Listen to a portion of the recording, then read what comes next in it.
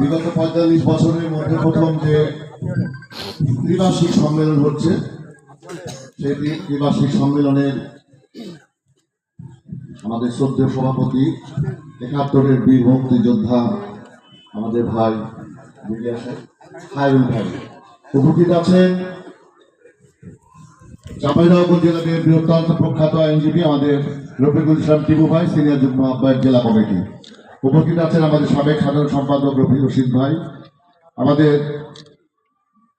শিবগঞ্জ উপজেলা ভারপ্রাপ্ত সভাপতি আহ্বায়ক মবিন ভাই, সাবেক ভিপি সদস্য সচিব হায়াতুদ্দৌলা, নাম অনেক আছে, লোকজন অনেক বসে আছেন। আমাদের অপু, লিটিল, আমাদের এরশাদ, আসগর, টুটুল, সর্বোপরি এই শ্যামপুরের যে এই সুন্দর একটা প্রকৃতির মধ্যে সবাই মিলে আমরা উপভোগ করছি, যাকে সফল করার জন্য যারা কাজ করেছে। আমার আন্দোলন সংগ্রামের অত্যন্ত সাহসী সহযোদ্ধা আমাদের ফারুক ভাই উপস্থিত আছেন, অত্যন্ত পরিশ্রমী নেতা, যে কখনো দল থেকে বিচ্যুত হয়নি। দীর্ঘ ১৭ বছর ধরে যে আমি আন্দোলন সংগ্রাম করে আসছি, শিল্পে কাজ করে যাচ্ছি, সব সময় থাকে আমার রিয়েল ভাই উপস্থিত আছেন। এই সমস্ত প্রোগ্রামকে সফল করার জন্য রাজশাহী বিশ্ববিদ্যালয়ের সাবেক ছাত্র নেতা, অত্যন্ত মেধাবী এবং যার সুন্দর লেখনীর মাধ্যমে সেই ইতিহাসকে তুলে ধরে, যা দেখে আমিও শিক্ষা নিই, আমার সুফিয়ান ভাই।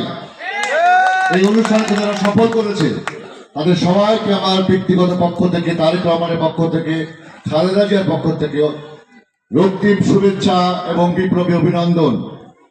আমার বাম পাশ ডান পাশে আছে আমার মায়েরা, বোনেরা, মেয়েরা, খালারা, অনেকে আমার সাথে বয়সে হয়তো কম, তারপরেও বলছি যে তারা প্রায় অর্ধেক ভোটার, বাংলাদেশের অর্ধেক ভোটার 51.85%, মানে প্রায় 52% কাছাকাছি মহিলা ভোটার আছে। সেই মহিলারা, তাদেরকে অস্বীকার করার কোনো সুযোগ নাই। সবসময় রান্নাঘরে বসে রান্না করাবেন, আর এটা ওটা হুকুম করবেন, চলবে না। ওরা অর্ধেক ভোট যদি এদিক সেদিক করে দেয়, তাহলে আমি সাহিংসা করছি। সেই জন্য আর বাড়ির গিন্নিকে আর ওইভাবে শাসন করা যাবে না, আরো বেশি বেশি আদর করতে হবে, তাহলে আপনার কথা শুনবে, না হলে অন্যদিকে ছাপ্পা মেরে দেবে। যাই হোক, সেই মায়েরা, বোনেরা, আমার ডান পাশে আমাদের অনেক সুধী ভাইরা আছেন, যারা খুব ঠান্ডা মাথায় বক্তব্য শুনছেন। আমি জানি না মনের ভিতরে কি হচ্ছে, অনেক স্বতঃস্ফূর্ত ভাবে বক্তব্য শুনতে সাড়া দিতে হবে। সেই সাড়া দেওয়া হচ্ছে সুন্দর মিষ্টি শক্তির হাসি অথবা তালির মধ্য দিয়ে বলতে হবে যে আমরা আছি, আমরা আছি। এই তো পিছন থেকে তালি পড়ে দিকে দেখো, সুন্দর রেসপন্স পাচ্ছি আমি।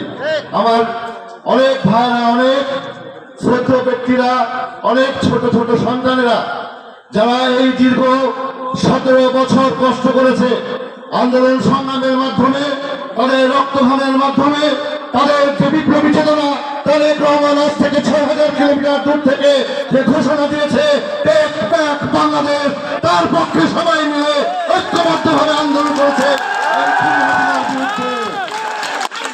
প্রিয় ভাই আমার, স্লোগান পরে স্লোগান কম।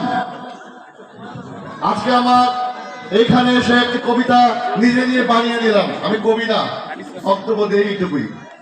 আর বক্তব্য যদি না দিতাম, রাজনৈতিক নেতা না হতাম, তাহলে তো গায়ক হতে পারতাম। গানের গলা আমার খারাপ না।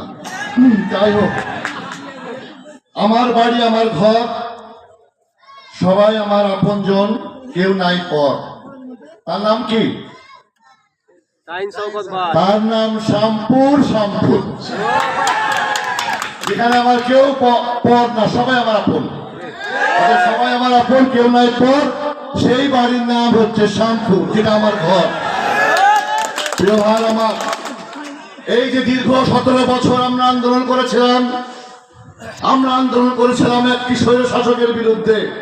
পৃথিবীর মানচিত্রে শেখ হাসিনাবাজের তার যে নির্মম হত্যাযজ্ঞ, বাংলাদেশের ৫,০০০ নেতাকর্মীকে যারা আন্দোলন সংগ্রাম করতে যে রাজপথে রক্ত দিয়েছে,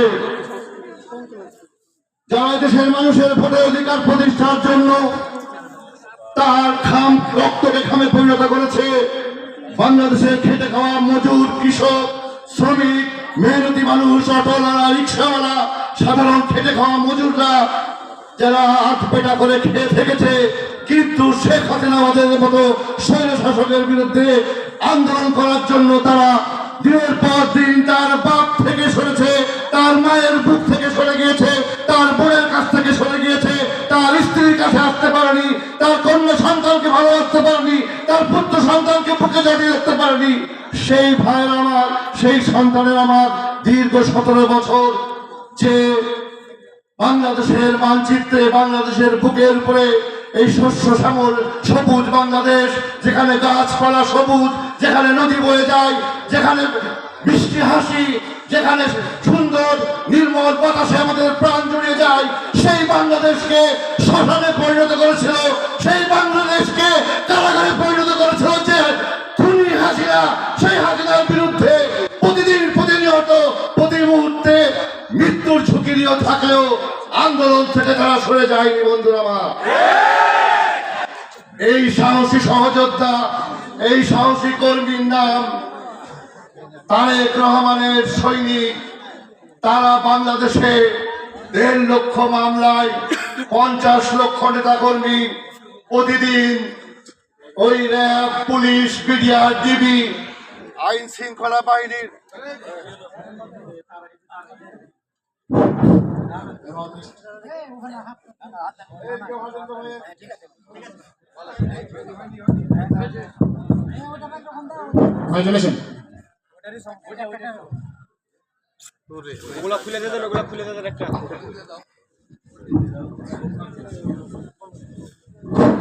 আইন শৃঙ্খলা বাহিনী দিনের পর দিন, মাসের পর মাস, বছরের পর বছর, ঘন্টার পর ঘন্টা তাদের পরিবার থেকে দূরে রেখেছে। কখন ওই কালো হাত দিয়ে জানলার ভিতর থেকে হাত ঢুকিয়ে ওই রাক্ষসী হাইনার শেখ হাসিনার কোন মদতপুষ্ট ঘাতকরা এসে বাবার বুক থেকে তার সন্তানকে ছিনিয়ে নিয়ে চলে যায়। কখনো আমার বোনের কাছ থেকে তার প্রিয় স্বামী তাকে ছিনিয়ে নিয়ে চলে যায় রাতের অন্ধকারে। কখন আমার শিশু সন্তান তার বুক থেকে তার বাবাকে তুলে নিয়েছে ওইখানে আয়না ঘর নামক একটি জায়গাতে তারা আটকে রেখে রাখে। কখনো আমার বৃদ্ধ মাতার সমস্ত অশ্রু বিসর্জন দেওয়ার পরেও তাদের বুকে মায়া হয় না, তার বুক থেকে তার সন্তানকে ছিনিয়ে নিয়ে যায়। এইভাবে হাজার হাজার নেতা কর্মীকে দিনের পর দিন পরিবার হারা, সন্তান হারা, বাবা হারা, মা হারা, স্ত্রী হারা, বোন হারা করে আমাদেরকে নির্যাতন করেছে, কষ্ট দিয়েছে। বন্ধুরা আমার, আজকে শেখ হাসিনা কোথায়? আজকে শেখ হাসিনা কোথায়? একটা চিস্তি আব্দুল বাতিল একটা গানের কথা মনে পড়লো, যদি থাকে নসিবে আপনি আপনি আসিবে, জোর করে মন হরণ করো না ওগো হাসিনা। হাসিনা জোর করে ক্ষমতার অপপ্রয়োগ করে তার ওই লেলিয়ে দেওয়া বাহিনী, তার গুন্ডা লীগ, হাসিনা লীগ, সাইকেল লীগ, হেলমেট লীগ, বিভিন্ন গুন্ডা লীগের মাধ্যমে বাংলাদেশের লক্ষ লক্ষ মানুষের হৃদয়ের ভিতরে জোর করে স্থান দখল করতে চেয়েছিল, কিন্তু সেখানে সেই স্থান দখল করতে পারেনি। তার বাবা নাকি বাংলাদেশ স্বাধীন করেছিল। 71 সালে তো বাংলাদেশের কোটি কোটি মানুষকে রেখে ওই পাকিস্তানি হানাদার বাহিনীর কাছে সুটকেস গুছিয়ে আরামায়েশে জীবন যাপন করেছিল। সেই শেখ মুজিবকেও কিন্তু বাংলাদেশের মানুষ আর মনে রাখে নাই, তার জানাজায় 100টার বেশি লোক হয় নাই। আজকে শেখ হাসিনা বাজে তিনিও দমনের মাধ্যমে, বাংলাদেশের মানুষের সম্পদ লুণ্ঠনের মাধ্যমে, তার বিভিন্ন বাহিনীর মাধ্যমে জোর করে 14 নির্বাচন, যে নির্বাচনে কোনো মানুষ ভোট দিতে পারে নাই, ভোট কেন্দ্রে গরু, ছাগল, কুত্তা, বিড়াল, যাকে কুত্তা মার্কা নির্বাচন বলা হয়, সে 14 সালে নির্বাচন করেছে। তাতেও তার স্বাদ মিটেনি। 154 জন এমপি হয়ে গেল রাতারাতি। 18 নির্বাচনে সেই নির্বাচনে আপনি ঘুমিয়ে থাকলেন, সকালে উঠে দেখলেন আওয়ামী লীগেরাও দেখছে, যারা আওয়ামী লীগ করে তারাও তো ভোটার, তারাও দেখছে তাদের ভোট হয়ে গেছে। দিনের ভোট রাতে হয়, পৃথিবীর ইতিহাসে বাংলাদেশে একটি বিরল ঘটনা, আর কোথাও উদাহরণ নাই। ওই আফ্রিকার মানুষ অত্যন্ত গরিব, অত্যন্ত কষ্টের জীবন করে, তাদের ওখানে এরকম ভোট হয় না। আর 7ই জানুয়ারি নির্বাচন তো আমি তুমি সে, নৌকা, ট্রাক, বাস, ব্যানার, উমুক তুমুক সবই আওয়ামী লীগ। তাতে তো লাভ হলো না, কারণ জোর করে মানুষের মন হৃদয় জয় করা যায় না। মানুষ